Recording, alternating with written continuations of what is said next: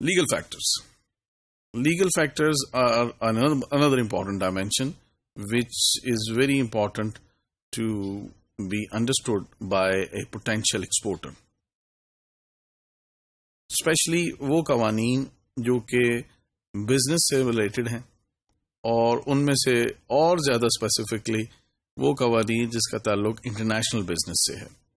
ان کو جاننا اور سمجھنا بڑا ضروری ہے۔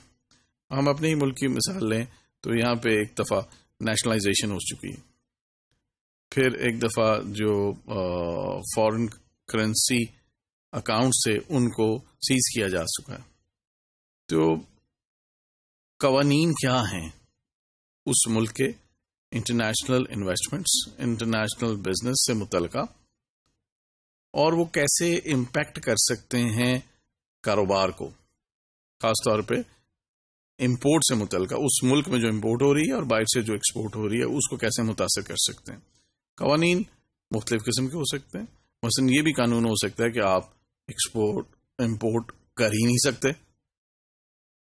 کہ یا ایک مخصوص نیگیٹو لسٹ ہو سکتی ہے کہ آپ یہ چیزیں اس ملک میں امپورٹ نہیں کر سکتے،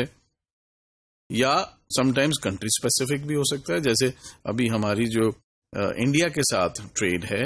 وہ کنٹرول اور ریسٹرکٹڈ ٹریڈ ہے۔ دیر آر لسٹ کہ ایک نیگیٹو لسٹ ہے، ایک پازیٹیو لسٹ ہے۔ پازیٹیو لسٹ میں وہ چیزیں ہیں جو کہ آپ انڈیا سے منگوا سکتے ہیں، اور نیگیٹو لسٹ میں وہ چیزیں ہیں جو کہ آپ انڈیا سے نہیں منگوا سکتے۔ سو یہ ویری کرتا ہے فرام سچویشن ٹو سچویشن، تو اس کو جاننا اور سمجھنا ضروری ہے۔ پھر یہ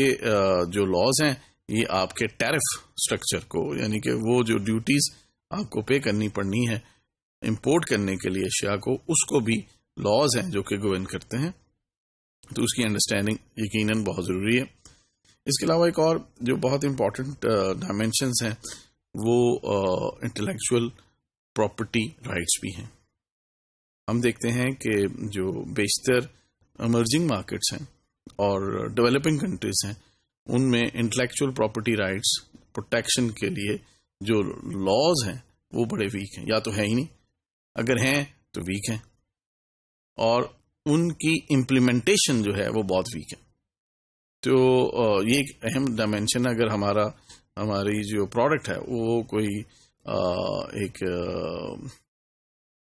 ایسی پروڈکٹ ہے جیسے سافٹ ویئر ہے، جیسے کتابیں ہیں، جیسے میوزک ہے، جیسے موویز ہیں، تو اس کا تعلق جو ہے وہ بہت زیادہ انٹلیکچوئل پراپرٹی پروٹیکشن سے۔ تو ایسی جگہ جہاں پہ آپ یہ جو اشیاء ہیں ان کو ایکسپورٹ کرنا چاہتے ہیں، تو آپ یقیناً یہ بھی جاننا چاہیں گے کہ کیسے آپ کے جو رائٹس ہیں وہ سیف گارڈ ہو رہے ہیں۔